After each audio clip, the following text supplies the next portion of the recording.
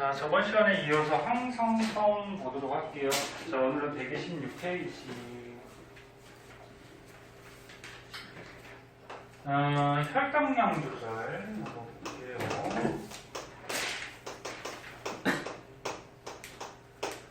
저번 시간에 항상성 중에 체온 조절까지 했었고요. 자, 오늘은 항상성 중에 혈당량 조절. 자, 중요한 것들은 저번 시간에 얘기했는데, 자, 고혈당일 때, 그가 혈액 속에 당이 높을 때, 당이 높은 상태로 유지되면은 이제 당뇨병 걸릴 수가 있기 때문에 당을 낮추는 호르몬들이 분비가 되는데, 당을 낮추는 호르몬은 이자에서 나오는 거 있었죠? 이자에서 기억이 나나? 인슐린이라는 호르몬이 있어요. 인슐린이라는 호르몬이 나와서 하는 작용이 간에 가서 포도당을 글리코젠이라는 물질로 바꿔주죠. 그래서 당을 다른 물질로 이렇게 바꿔주기 때문에 당이 떨어지는 그런 현상이 생기게 되고, 참고 삼아서 포도당의 알갱이가 조그맣고 글리코젠의 알갱이가 크다 그랬어? 그래서 포도당이 글리코젠으로 이거는 합성되는 거고, 합성이니까 동화작용 쪽에 들어가죠. 그래서 당이 높을 때 줄이는 호르몬 인슐린 중요하니까 꼭 알아두시고, 그 다음에 거꾸로 혈액 속에 당이 부족할 때 저혈당일 때는 호르몬이 종류가 세 가지가 있었어. 먼저 이자부터 하면 이자에서 나오는 글루카곤,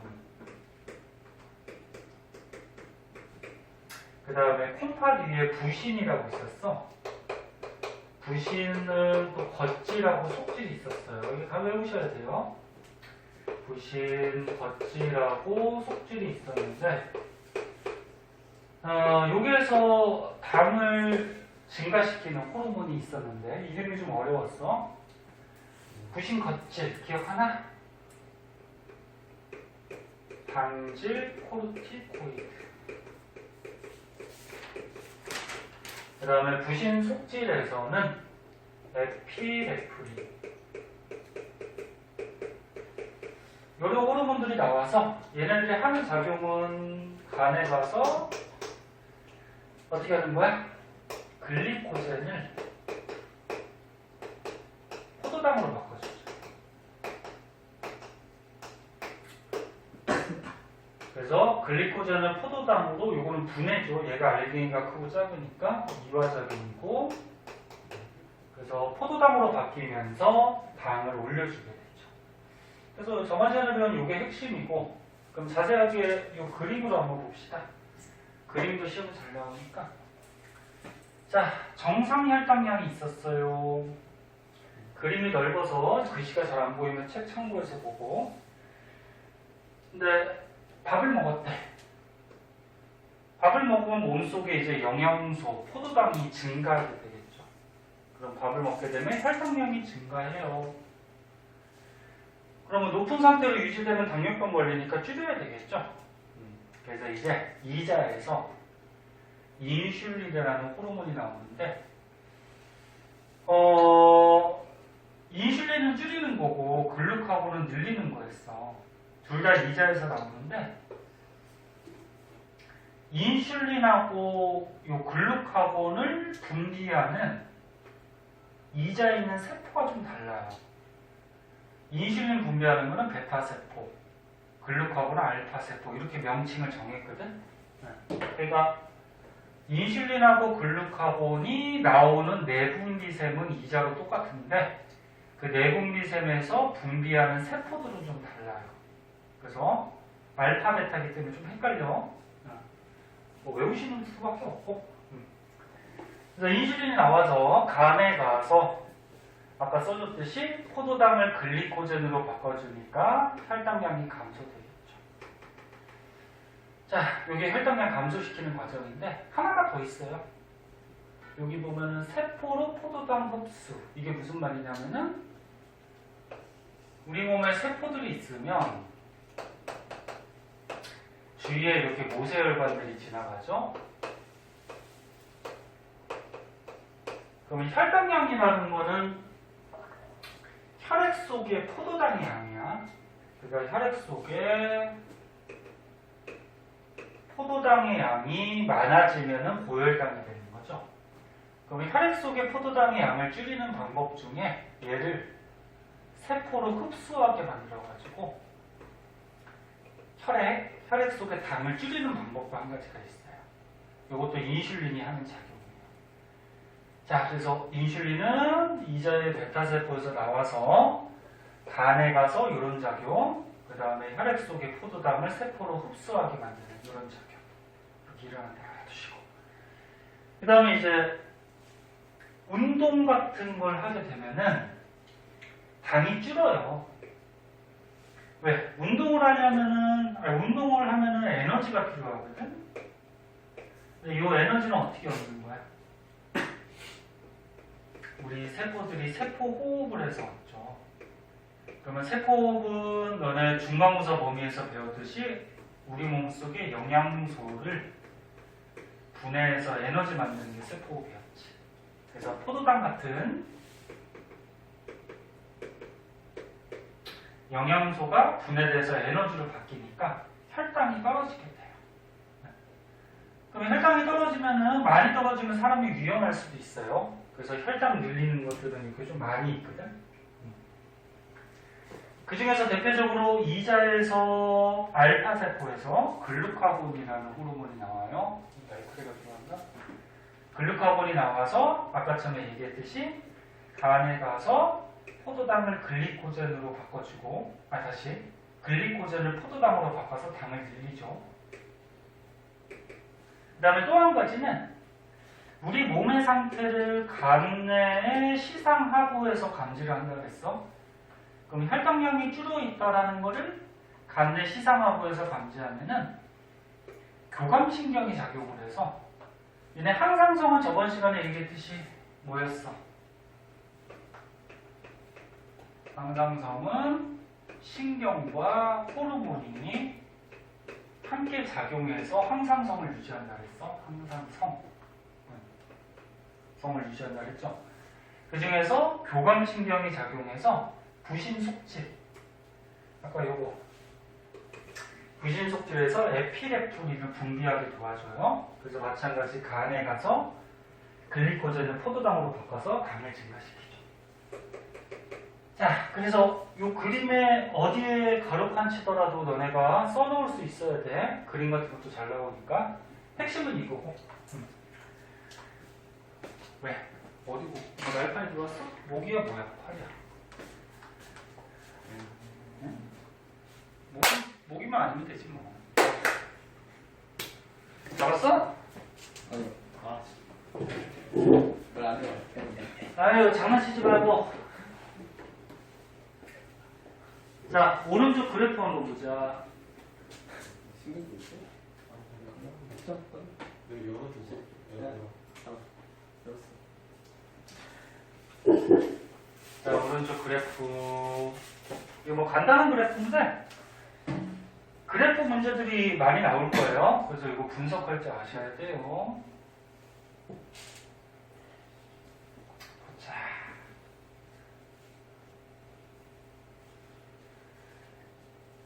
자, 이거 뭐 당연한 그래프인데,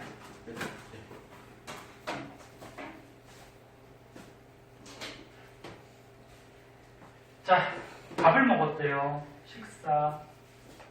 밥을 먹으면 포도당이 어떻게 돼? 혈액 속에 포도당이 증가하겠죠? 그럼 줄여야 되니까 누가 나와야 돼? 인슐린. 인슐린의 분비량이 늘어나겠죠. 거꾸로 글루카곤은 어떻게 돼? 당을 증가시키는 거잖아.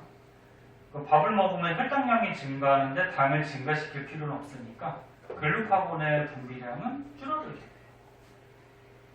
그래서 당이 늘어났을 때는 인슐린이 많이 분비돼서 당을 이제 줄이죠. 줄이면 인슐린이 더 이상 분비될 필요가 없으니까 인슐린 분비량도 줄어들고 뭐 그런 그래프. 그다음 운동을 했대요. 그럼 아까 얘기했듯이 운동을 하면 몸의 영양소, 포도당이 많이 소비가 되니까 당이 줄죠? 그럼 당을 늘리기 위해서 글루카곤이 왕성하게 분비되더라. 뭐 당연한 그래프예요. 네. 그래서 어려운 그래프 아니니까 한번 봐두시고, 그 다음에 밑에는 당뇨병의 종류에 대해서 나오는데, 요거는 이제 가르쳐주는 학교가 있고 안 가르쳐주는 학교가 있어요. 근데 혹시나 모르니까 좀 알아둡시다. 당뇨병도 종류가 있더라.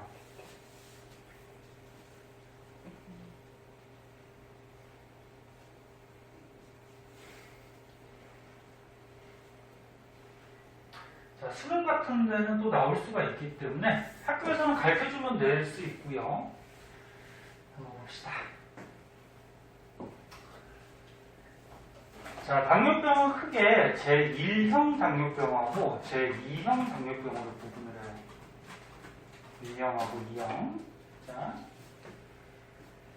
당뇨병.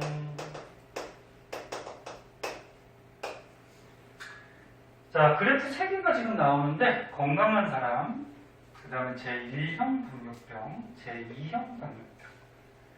자, 건강한 사람부터 보자.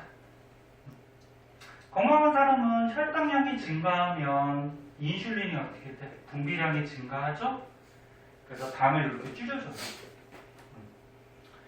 근데 당뇨병 걸린 사람은 혈당량이 증가했는데 이 그래프 보면 인슐린 분비량이 어떻게 돼? 거의 증가를 안 하죠.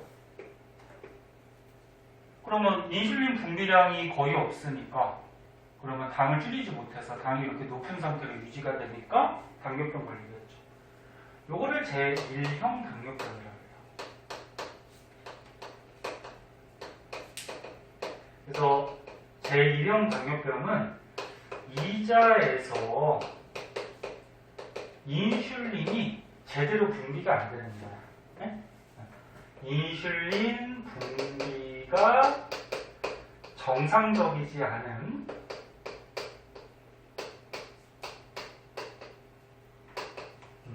정상적이지 않아서 생기는 당뇨병이 제1형 당뇨병. 그럼 제2형 당뇨병 한번 보자. 자, 얘는 당이 늘어났어요. 당이 늘어났는데 인슐린이 과다 분비? 그러니까 인슐린이 잘 분비가 되죠. 그런데도 당이 쉽게 잘 안 떨어져. 그럼 이건 뭐냐면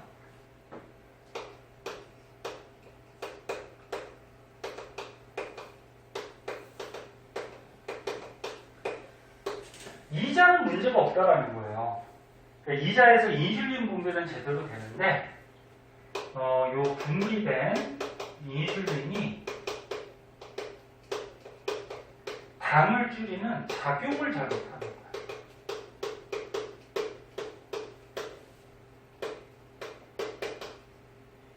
요런 당뇨병을 제2형 당뇨병이라고 해요. 차이점 알겠죠? 1형은 인슐린 분비가 제대로 안 되는 거고, 그러니까 이자에 뭐가 이상이 생긴 거야. 그 다음에 2형은 인슐린은 제대로 분비되는데, 요 분비된 인슐린이 당 줄이는 작용을 잘 못하는 그런 당뇨병이에요.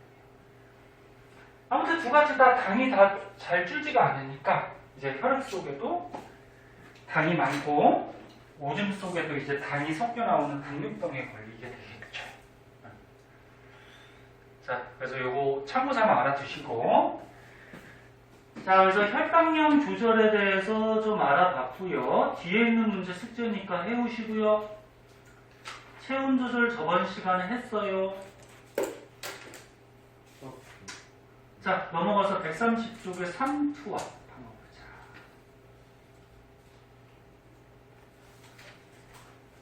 자, 3투와.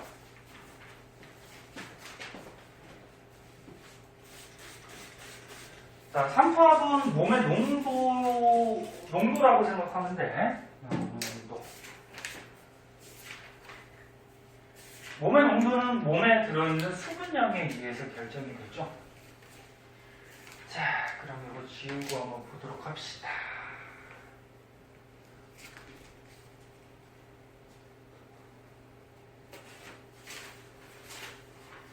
호르몬 외울 게 많아요.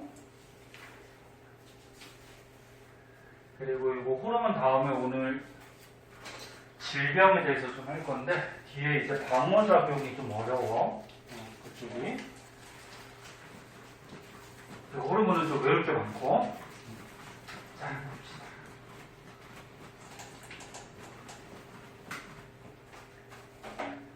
삼투압 조절.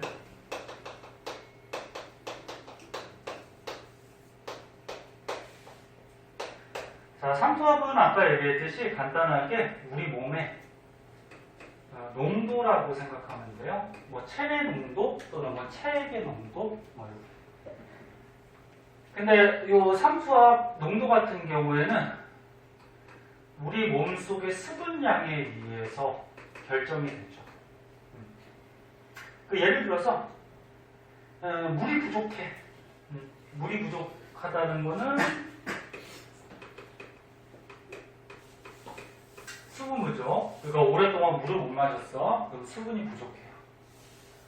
그러면 수분이 부족한 만큼 몸의 농도는 어떻게 될까? 증가하겠죠.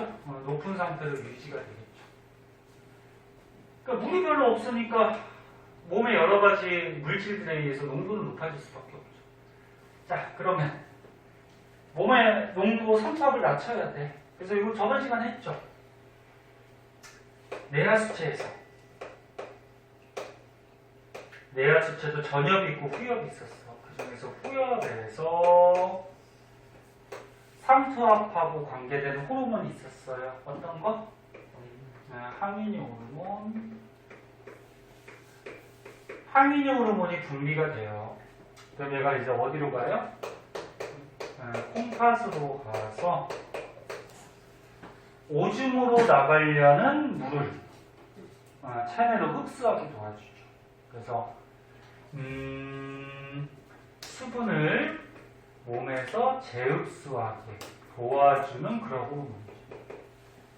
그러면 다시 한번 얘기하면 수분이 부족해서 농도가 높아지면 항이뇨 호르몬이 왕성하게 분비가 돼서 오줌으로 나가려는 수분을 재흡수를 잘 해요. 그러면 오줌의 양은 어떻게 될까? 줄겠죠. 오줌으로 나가려는 물을 흡수하니까. 그럼 오줌의 농도는 어떻게 될까? 농도는 높아지겠죠. 그러니까 물을 몸에서 흡수하니까 몸의 농도는 다시 낮아져요. 오줌을 봤을 때는 오줌의 물의 양이 줄니까 오줌의 양은 줄어들고 오줌에서 물이 줄니까 오줌의 농도는 높아지겠지. 그래서 문제 같은 걸로 잘 읽어야 돼요. 체내의 농도인지 오줌의 농도인지 뭐 이런 것들. 그럼 반대로 우리 수분이 많을 때는 삼투압이 낮을 때는 얘가 적게 분비돼서 반대 현상들이 생기겠죠. 자, 그럼 마찬가지 그림을 한번 봅시다. 자, 정상 삼투압을 갖고 있었는데 땀을 많이 흘렸대. 뭐 운동을 하든지 아니면 뭐 여름에 땀을 많이 흘렸대. 그 몸에 물이 부족해서요. 그럼 물이 부족하니까 몸의 농도가 어떻게 돼? 올라갈 거예요. 그럼 우리 몸의 상태를 어디서 느껴? 간내. 그러니까 항상성에 관계된 몸의 상태는 간내의 시상하부에서 감지를 해서 시상하부 밑에 있는 내하수체. 얘는 뇌고요. 얘는 이제 호르몬 나오는 내분비샘이겠죠. 그래서 내하수체 후엽에서 전엽이 아니야. 후엽에서 항이뇨 호르몬을 많이 분비시키죠. 그럼 얘가 혈액을 따라서 어디로 가? 콩팥으로 가죠. 그래서 항이뇨 호르몬은 내하수체라는 내분비샘에서 분비가 돼서 혈액을 따라서 이동해서 콩팥이 표적기관이 되죠. 작용하는 표적기관. 그럼 콩팥에 가서 어떻게 돼? 수분을 우리 몸에서 흡수하니까 오줌의 양은 감소할 거고 오줌에서 물이 부족해지니까 오줌의 농도는 증가하고 그리고 몸에서 물 흡수하니까 몸의 농도는 낮아지고. 이런 과정이죠. 그럼 이거는 반대 과정이지? 간단히 볼까? 물을 많이 먹었대. 그럼 몸의 농도가 낮아져요. 그럼 간내 시상하부에서 감지하면 내하수체 후엽에서 항이뇨 호르몬을 줄여야 되겠죠. 항이뇨 호르몬을 줄이면 콩팥에 가서 수분 재흡수를 별로 안 하겠죠. 우리 몸에서 수분을 흡수를 잘 안 하니까 오줌은 증가하고 오줌의 농도는 감소하겠죠. 말 그대로 몸에 물이 너무 많으니까 오줌으로 물을 빼버리는 거지. 그래서 농도를 어떻게? 다시 높게 이렇게 만들어주는 거지. 어렵지 않아요. 이 과정만 머릿속에 있으면 될 것 같고요. 자, 얘도 그래프가 좀 나오는 것 같거든. 자, 그래프 한번 보자.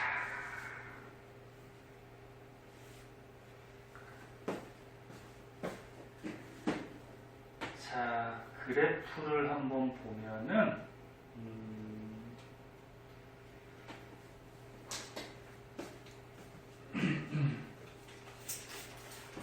그리고 항이뇨 호르몬을 영어 약자로 나타냈을 때 ADH라고 해. ADH.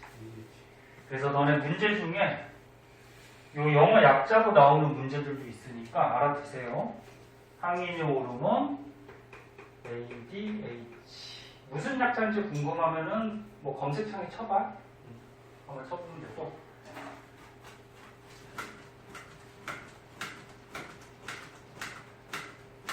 자, 요 그래프 간단하죠? X축, Y축 잘 보세요. 혈장 삼투압, 그러니까 혈액 속의 물, 그러니까 피 속의 농도. 혈장 삼투압이 증가하면은 삼투압을 낮춰야 되니까 항이뇨 호르몬의 분비량이 당연히 증가하겠죠. 그 다음에 오른쪽 그래프는 물을 많이 먹었대. 물을 많이 먹으면 혈장 삼투압, 몸의 농도가 어떻게 돼? 낮아지겠죠? 그러면 몸의 농도가 낮아지니까 항이뇨 호르몬의 분비량이 줄어들어서 체내 물 재흡수량이 줄어드니까 오줌은 늘어나겠죠? 그래서 오줌으로 물을 많이 빼니까 몸의 농도가 어떻게 돼? 다시 올라가겠죠? 이런 그래프죠? 어렵지 않은. 자, 이렇게 해가지고 저번 시간하고 해가지고 호르몬하고 항상성을 마치고요. 뒤에 있는 문제 시간 아끼기 위해서 집에서 풀어보시고요. 수업 시간에 문제 풀다 보면 진도가 또 느리게 되니까 풀어오시고, 그러면 어디까지냐면은 단원이 끝났어요. 단원이 끝나서 뒤에 단원 마무리까지 해가지고 145쪽까지 145쪽까지 풀어오시고, 선생님 프린트 나눠준 것도 푸시고,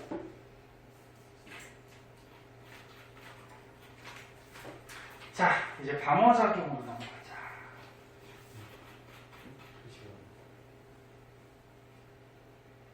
자, 방어작용.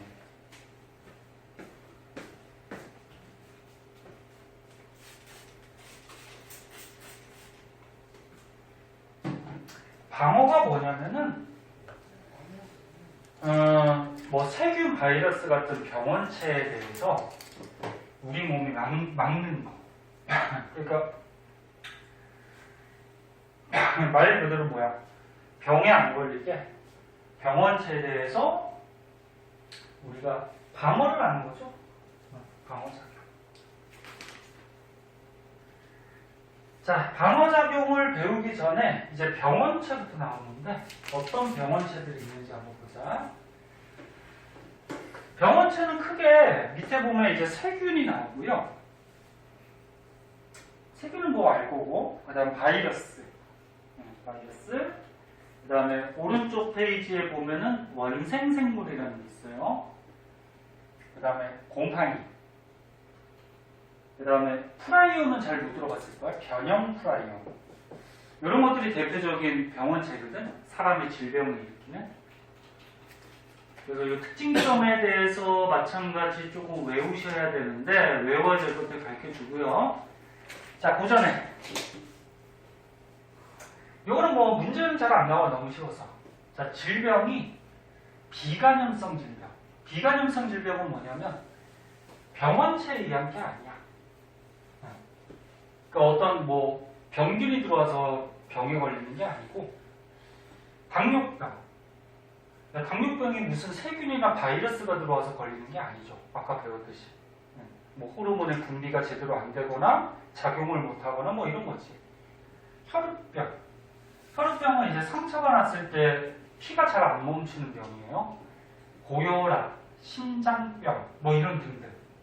얘네들은 전부 다 뭐야? 병원체에 의해서 걸리는 병들이 아니야. 여기에 써있듯이 뭐 생활방식, 뭐 유전, 환경 등에 의해서 생기는 병. 이런 것들을 비간염성 질병. 그럼 간염성 질병은 뭐야? 어떤 병원체가 몸속에 침투를 했다는 거지. 그래서 병원체에 의해서 생기는 병. 결핵. 결핵균 들어갔나? 이거 세균에 의한 거야. 독감. 독감 바이러스. 바이러스 의한 거고. 홍역. 홍역 바이러스. 바이러스 의한 거고. 말라리아, 수면병 이런 것들은 말라리아 들어봤을 거예요. 모기가 온 거죠. 말라리아 모기. 어떤 생물에 의해서 병원체가 들어와서 병이 걸리는 거예요. 수면병 뭐 이런 것들은 뭐 오염된 물 같은 거, 음식 같은 거 먹었을 때 또 병이 걸리고, 무좀은 이제 곰팡이 때문에 그래요. 곰팡이 때문에. 무좀균이라고 그러죠. 곰팡이균. 그래서 이거 이제 배울 거예요. 자, 그래서 여기서 중요한 거는 병원체에 의해서 걸리는 간염성 질병이 중요하거든. 자, 그럼 병원체 한번 보자. 자, 조금만 더 하고 잠깐 쉴 테니까 보세요. 자, 세균.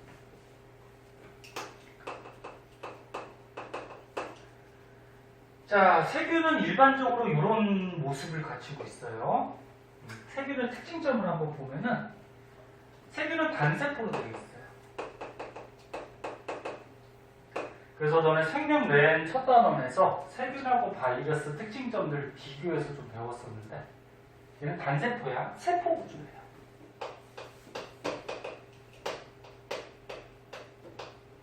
근데 너네 일반적인 세포들의 핵이 있잖아. 근데 얘는 핵이 없어요. 세포 구조긴 한데 핵이 없어.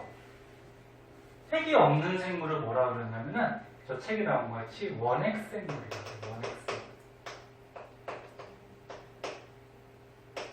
그러면 사람의 세포같이 핵이 있는 생물들은 진핵 생물 그렇게 얘기해요. 조금 이따 하겠지만. 자, 그래서 세균은 단세포, 세포 구조긴 한데 핵이 없어가지고 유전물질 뭐 DNA나 이런 것들이 핵 안에 보호가 되지 못하고 세포질에 퍼져 있어요.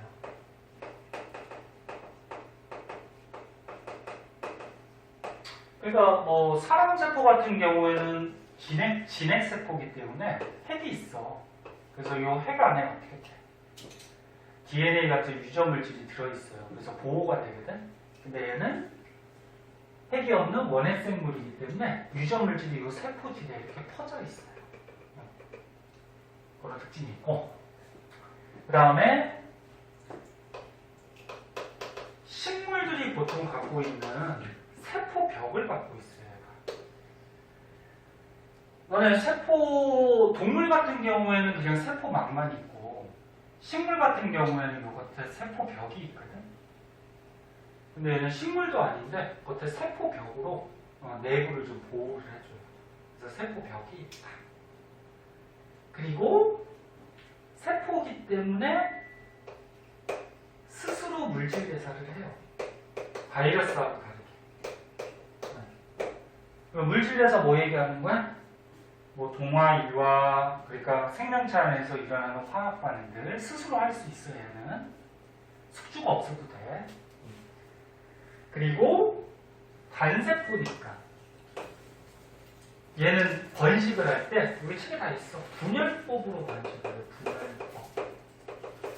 분열법이 뭐야? 세포가 이렇게 있을 때 얘가 쪼개지면은 세포가 두 개가 되죠. 말 그대로 분열, 쪼개진다. 그래서 세균이 쪼개지면은 세균 2마리가 생겨요. 그럼 또 얘가 쪼개지면 4마리가 되고, 그래서 분열법 같은 경우에는 번식 속도가 어때요? 굉장히 빠른 그런 특징을 갖고 있죠. 그래서 세균은 번식을 굉장히 빨리 할 수 있는 그런 생물 중에 하나다. 네. 자, 그 다음에 여기 밑에 보면은 뭐 간염 방법을 참고삼아 한번 읽어보세요. 이렇게 간염이 된대요. 그리고 질병은 좀 알고 있어야 돼. 뭐를 알고 있어야 되냐면 밑에 있는 바이러스하고 세균 있잖아. 이거 두 개를 비교해서 문제가 많이 나와요. 세균하고 밑에 있는 바이러스하고 비교해서 문제가 많이 나오는데 이런 병들은 세균에 의한 병이야. 세균에 의한 병. 그 다음에 밑에 또 바이러스에 의한 병들이 나오거든. 그 두 개를 구분할 수 있으면 돼. 근데 너네들 일상생활에서 좀 들어봤던 말들이기 때문에 결핵균이라 그러지 결핵 바이러스라는 말은 못 들어봤을 거야. 그래서 얘는 균, 세균에 의한 거고 탄저병균이라고 하지 탄저병 바이러스라는 말은 잘 못 들어봤을 거야. 선생님은 그런가? 그래서 뭐 콜레라균이라고 그러지 콜레라 바이러스라는 말은 안 쓰죠. 그래서 이런 것들은 전부 다 세균에 의한 거. 자, 그럼 치료는 어떻게 하냐면은 사람이 이런 병에 걸렸을 때 항생제를 써요. 항생제. 항생제 많이 들어봤을 거야. 얘는 항생제를 이제 투여받거나 먹게 되면은 이 세균의 세포벽을 녹여요. 이 약성분이.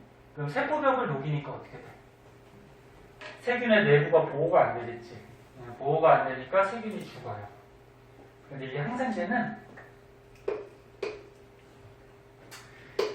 대부분의 이렇게 쓸까? 종류에 상관없이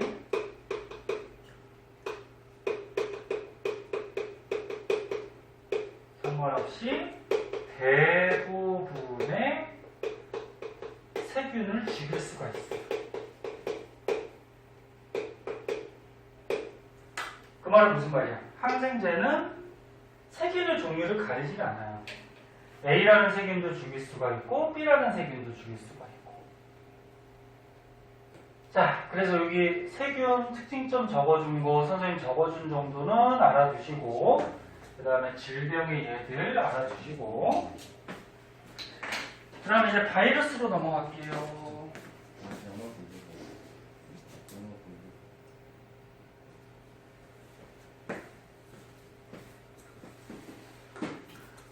자, 밑에 바이러스.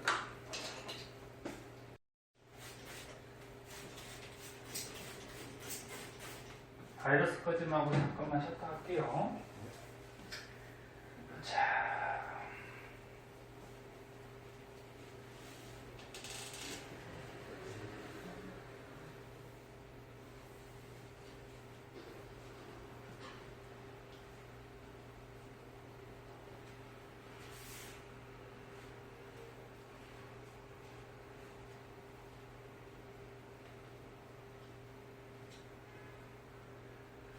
자, 바이러스는 이제 생명 맨 첫 단원에서 우리가 좀 자세하게 배웠었는데 그 특징점들 중간고사 때 봤으니까 기억 좀 날 거야. 바이러스. 자, 바이러스는 일단 세포 구조가 아니죠. 비세포 구조.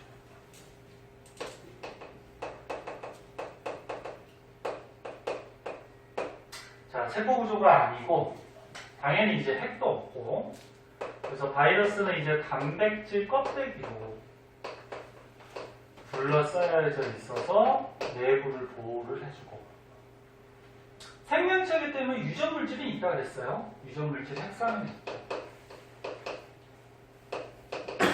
유전물질 핵산이라고 그러는데 DNA 또는 RNA를 갖고 있다 그래서 둘 다 같지는 않고요.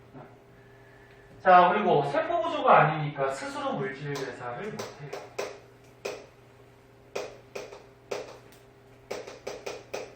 그래서 뭐가 필요해? 숙주가 필요하죠.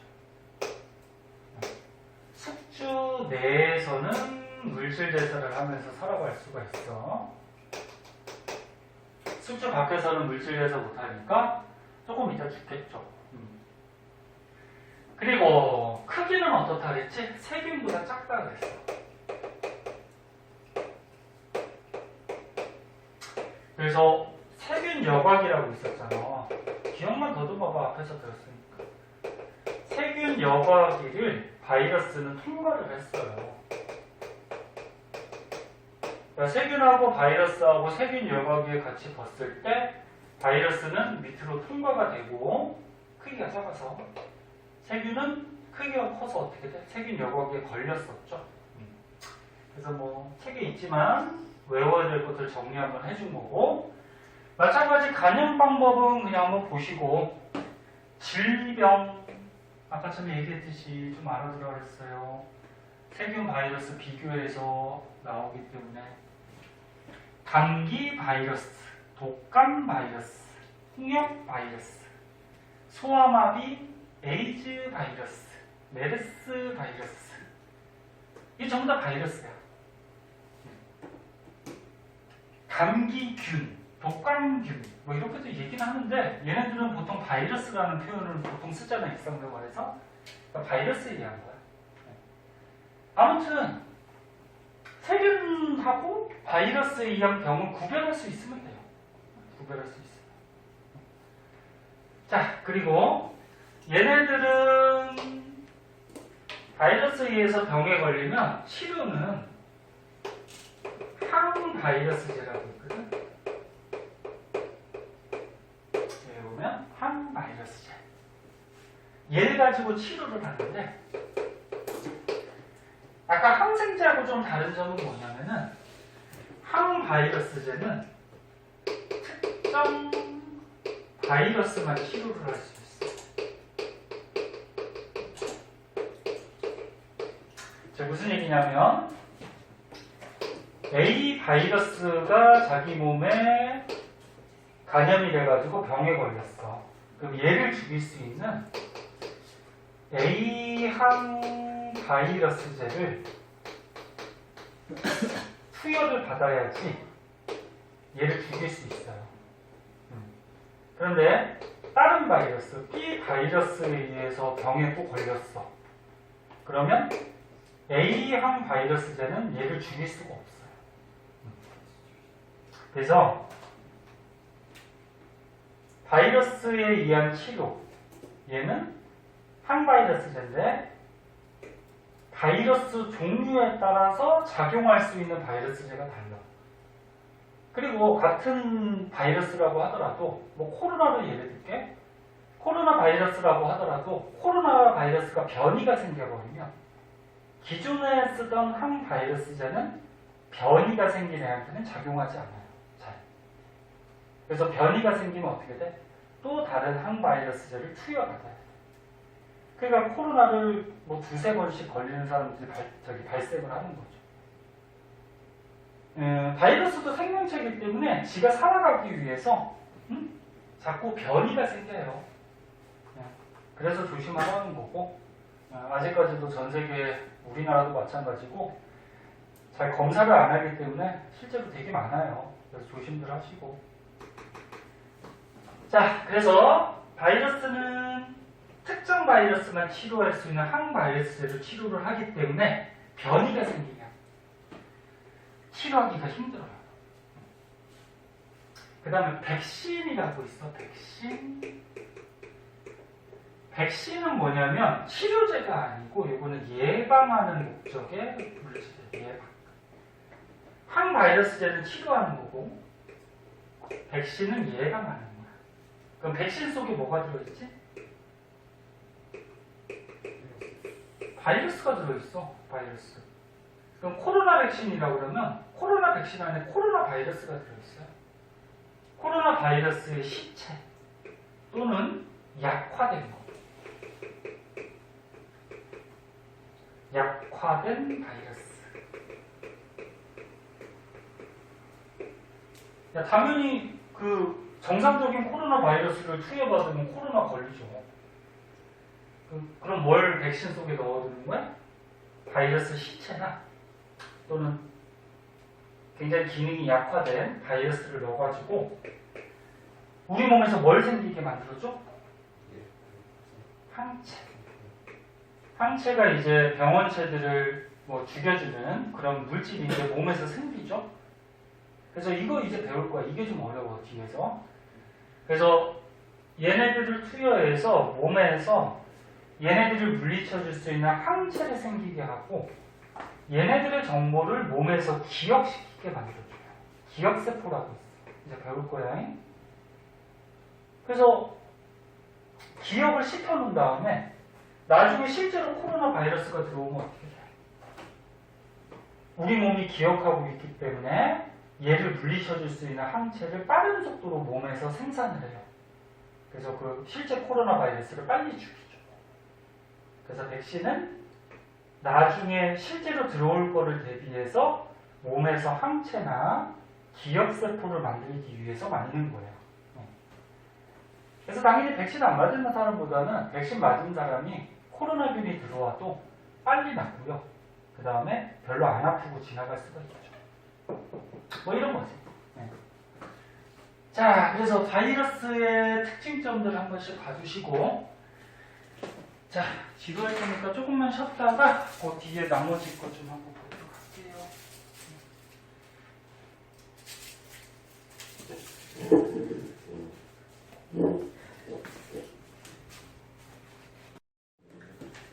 자, 봅시다. 이쪽으로 봅시다.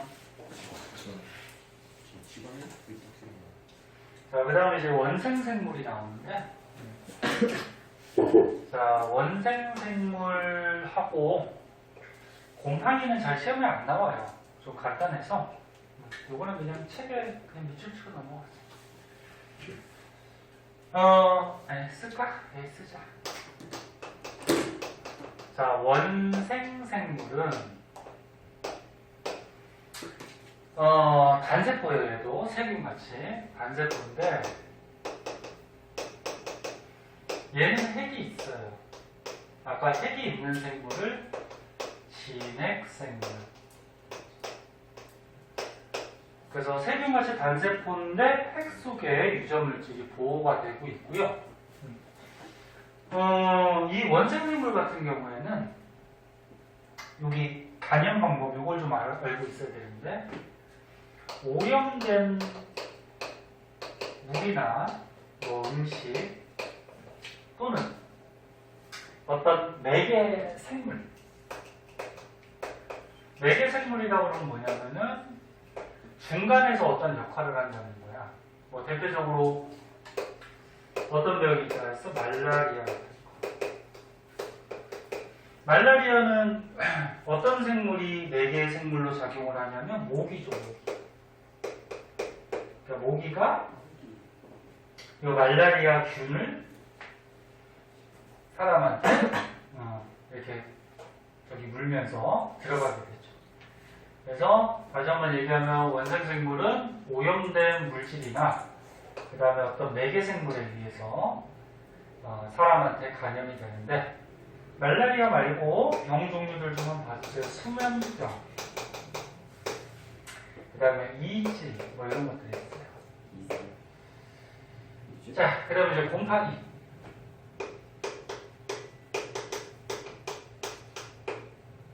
자, 곰팡이는 얘는 다세포예요. 다세포. 세포가 여러 개로 되어 있고요.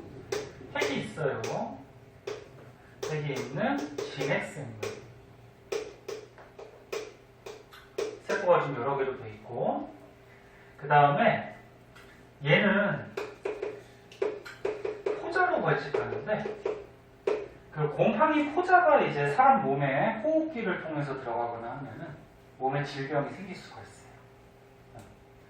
그래서 포자가 침입해서 질병이 생긴다. 뭐 그런 것도 한번 알아두시고, 그 다음에 몸이 균사로 되어 있다 그랬는데 균사가 뭐냐면 뭐 실같이 이렇게 가늘다란 그런 형태. 그래서 곰팡이를 현미경으로 보면은 뭐 이렇게 실같이 가늘다란 것들이 많이 이렇게 보일 거예요. 그 균사로 되어 있고. 대표적으로 곰팡이가 일으키는 병, 아까처럼 얘기했듯이 무좀. 무좀이 곰팡이니까 무좀 걸린 사람 뭐 슬리퍼를 자기가 뭐 이렇게 신고 다니거나 하면은 그 슬리퍼에 묻어있는 무좀 곰팡이가 자기 발에 붙겠죠? 그러면서 무좀 걸릴 수도 있고. 그 다음에 칸디다증 그래가지고 여기 보면은 점막, 피부나 점막에 염증을 일으키는 거. 피부는 뭐 겉에 피부 얘기하는 거고, 점막을 이제 뭐 내장기관에 그런 막들을 얘기하는 거죠. 자, 그래서 뭐 요거는 잘 나오진 않지만 참고삼아 한 번씩 보시고, 그 다음에 변형 플라이온이라고 있는데 얘는 가끔 나오는데 한번 보자. 변형 플라이온이 있으면은 뭐도 있냐면 정상 플라이온도 있어요.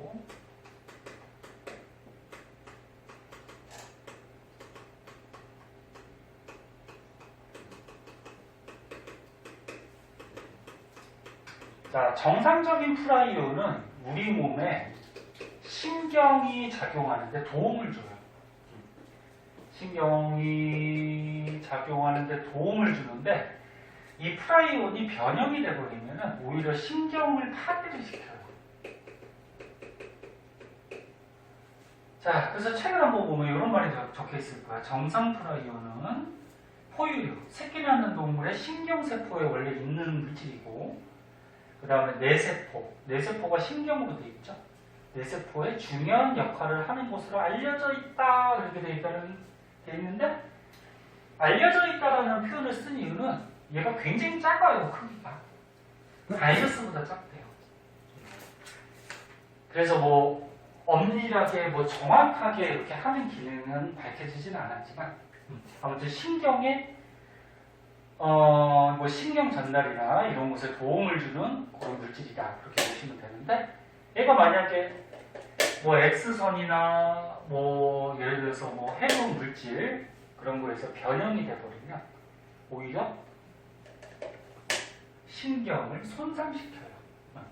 손상시키고, 또 한 가지가 뭐냐면 정상 프라이온이 접촉이 되면은 정상 프라이온도 변형 프라이온으로 바꿔버려요.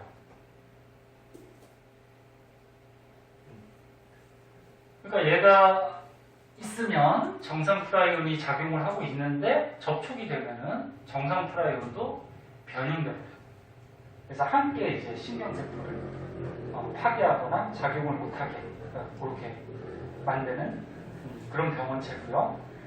대표적인 질병에 이런 거 들어본 것들이 있을 거야. 크로이펠트 야코브병이라는 게 있고, 광우병 많이 들어봤죠? 광우병. 그래서 광우병 가끔 우리나라에 생기는데, 광우병 생기면 이제 소를 매몰시켜서 안타깝지만 다 죽여야 되죠. 왜? 얘가 어떻게 된다? 변형 프라이온이 있기 때문에 다른 소에 이 변형 프라이온이 뭐 접촉이 되거나 들어가면은 정상적인 소도 이제 변형 프라이온으로 바뀌니까 걔도 위험하게 되죠. 그리고 뭐 양의 스크래피 뭐 이런 경우도 있고요. 근데 얘가 열에 좀 강해요. 열에 강해가지고 뭐 끓여가지고 뭐 소독하는 걸로 잘 파괴가 안 된대요. 그래서 여기는 같이 끓이는 것 같이 일반적인 소독 방법으로는 파괴시키기가 좀 힘든 그런 특징이 있다. 자, 그래서 이 병원체에서는 이제 그 세균하고 바이러스를 비교해서 문제가 많이 나오고, 나머지 것들도 나올 수는 있기 때문에 필기한 거나 책에 있는 거 위주로 한 번씩 봐주세요. 봐두시고 외울 거 외워야 되고. 자, 그리고 밑으로 가보면 질병의 감염 경로와 예방이라고 있는데, 요거는 중학생도 알 수 있는 굉장히 상식적인 내용이야. 그래서 요거는 한번 읽어보시고, 너무 쉬운 거라서 문제 같은 거 내기도 그렇고요. 그리고 뒤에 실험이 하나 나오는데, 이 탐구는 손을 뭐 이런 인공배지에다가 찍으면은 손에 묻어있는 병원체들이 묻어나오겠죠. 그 병원체들이 뭐 어떤 게 있는지를 한번 알아보는 실험이야. 자, 그래서 여기 뒤에 문제 또 있어요. 자, 병원체까지 문제 풀어오시고, 그래서 어디까지 풀어야 되냐면 155쪽까지 숙제가 많아요. 완자하고 또 다른 프린트하고 좀 풀어오시고, 방어작용은 요게 좀 내용이 이어져야 돼서 다음 시간에 할 거고요. 자, 오늘 시간이 조금 남았는데 남은 시간 동안에 숙제가 많으니까 문제 좀 풀다가 질문 있으면 질문 좀 하도록 하자. 모르겠지.